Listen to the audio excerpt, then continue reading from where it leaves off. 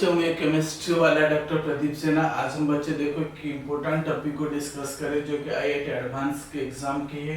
लेकिन बहुत सारे जो बच्चे जो कि इसको कन्वर्ट नहीं कर पाते, जैसे कि फिशर्स प्रोजेक्शन से हमें आरएस नोमेनक्लेचर को भाई ये जो फिशर्स प्रोजेक्शन में गिवन होगा आपको ये बताना होगा कि भाई ये आर वाले लेकिन नोमेनक्लेचर है या एस वाला नोमेनक्लेचर है। लेकिन ऑलरेडी मैंने इसके बारे में ऑलरेडी जो मेरे जो है यूट्यूब चैनल के अंदर फिशर्स प्रोजेक्शन क्या है, आरएस नोमेनक्लेचर क्या है, आज हम पढ़ेंगे बच्चे। देखो कि फिशर से आरएस को कैसे हम इसको कन्वर्ट करते हैं, एक इम्पोर्टेंट टॉपिक है बच्चे। उसके लिए बिल्कुल भी क्या है ना, आप बिल्कुल पेन और पेपर लेके बैठिए, लेकिन इसके बिना आप नहीं कर सकते हो। देखते रह जाओगे फिर भूल जाओगे, लेकिन जब तक आप ड्रॉ नहीं करोगे तब तक आप कैसे हो रहे ये नहीं जान पाओगे। तो वेरी इंपॉर्टेंट चीज है, आप पेन और पेपर लेके बैठिए इस समय, भले है कि नहीं।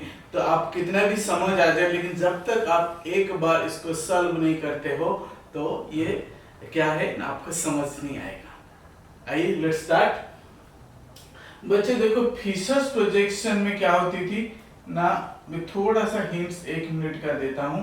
लेकिन अगर फिशर्स प्रोजेक्शन में 4 डिफरेंट ग्रुप जब सॉलिड लाइन से अटैच होता था, लेकिन सपोज 1 2 3 और 4, ठीक है। तो इसमें देखो ये कायरल सेंटर वाला कार्बन होती थी फिशर्स में, और ये जो हॉरिजॉन्टल लाइन जो आप ऐसे देख रहे हो दिस इज हॉरिजॉन्टल है, लेकिन एच में लिख दिया है जो लेफ्ट टू राइट हो है।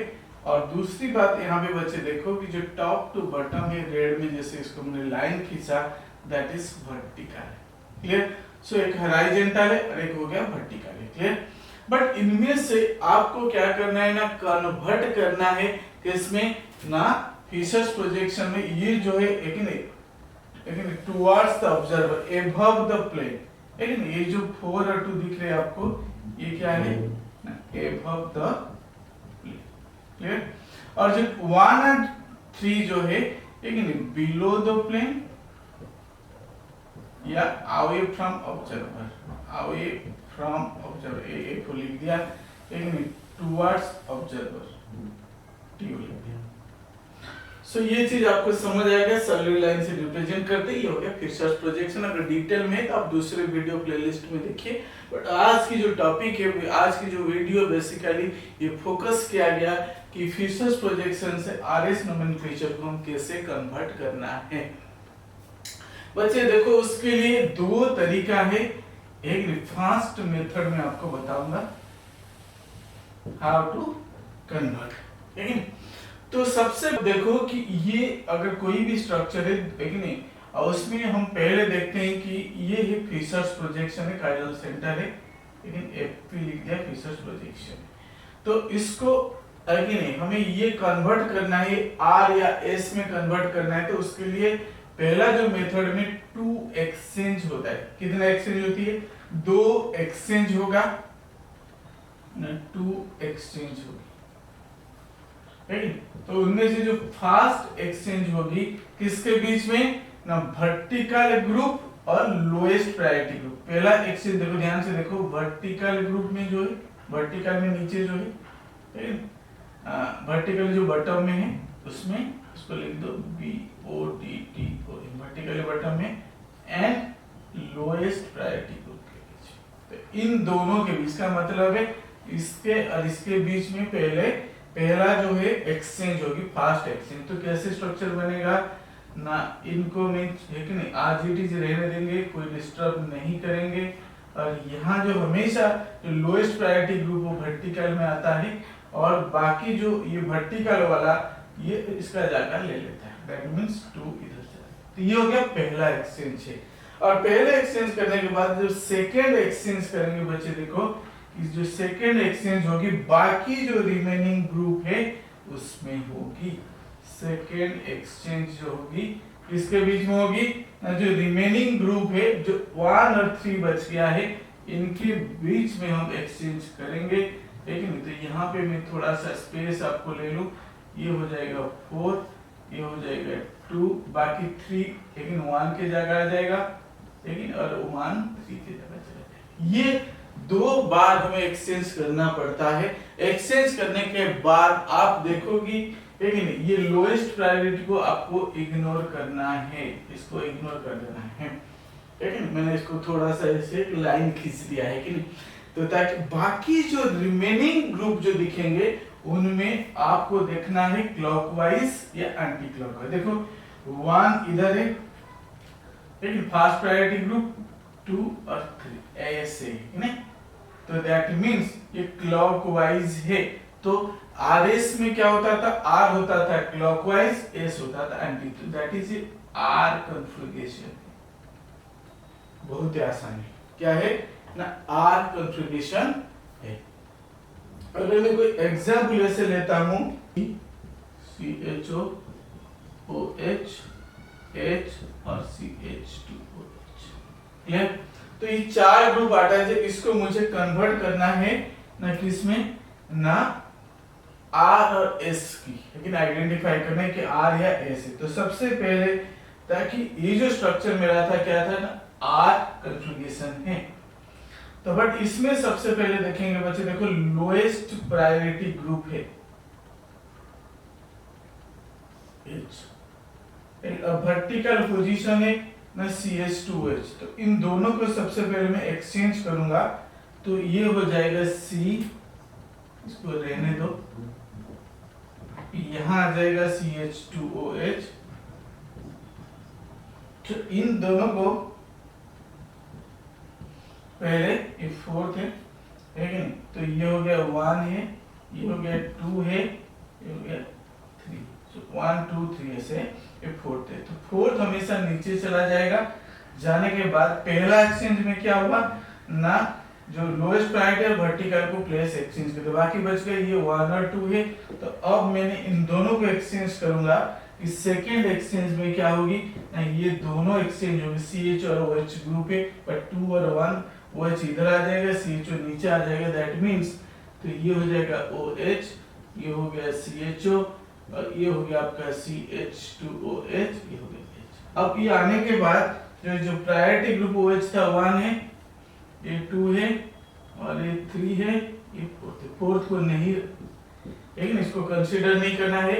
बाकी जो ग्रुप को 1 2 3 ये भी क्लॉकवाइज है, आर है।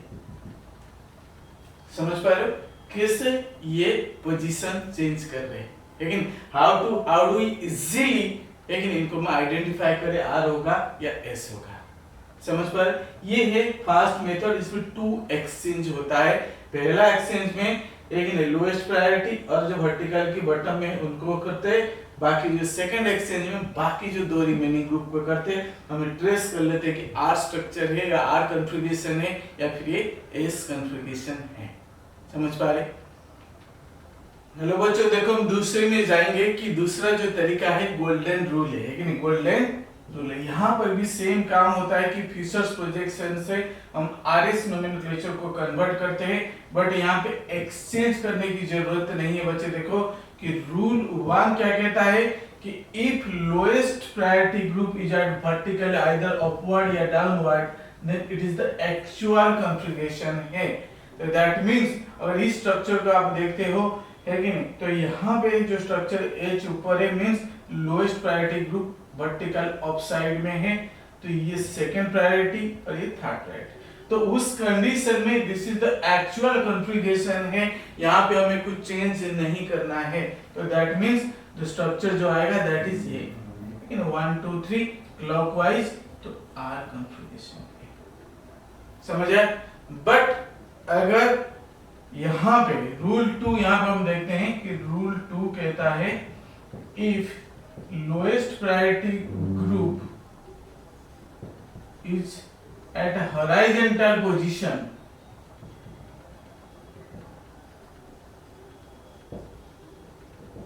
clear, then if it is R, then change to S, if it is S configuration, then change to R. Clear? तो एग्जाम्पल हम देखते हैं कि सपोज हमें दिया गया कि COOH एक दिया है, ये स्ट्रक्चर दिया। क्लियर? ये कायरल सेंटर है कि लोएस्ट प्रायोरिटी ग्रुप ये हॉरिजॉन्टल पोजीशन में है। तो जब हॉरिजॉन्टल पोजीशन में है बच्चे देखो कि उस कंडीशन में कि हमें आइडेंटिफाई करने 1 2 3 4, तो 4 को कंसीडर तो नहीं करेंगे, लेकिन बाकी जो 3 है हम देखते हैं कि इसको क्या दिया है ना 1 2 3